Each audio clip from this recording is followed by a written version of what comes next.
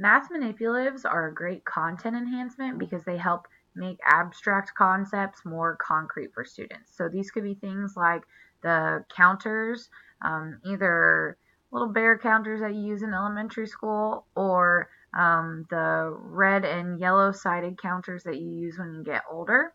Or algebra tiles are also a really good way to help concepts become more concrete. So, for example, you could use the red and yellow counters for when you're teaching integers, so adding or subtracting positive and negative numbers.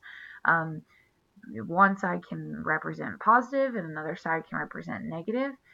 So when you're, for instance, adding -2 plus 5, you could have two red counters and 5 yellow counters, and um, take out the ones that are balanced out, and then have the ones left over that shows that it's +3. Um, so you can use this when you're doing initial instruction, have the teacher model how to use these manipulatives, and then allow students to practice with those manipulatives as well.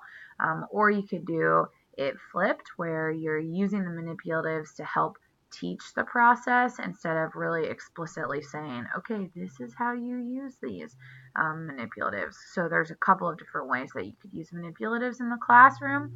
But the important thing is that the students are making that connection between the hands-on learning of what's going on to the algorithm that's on paper.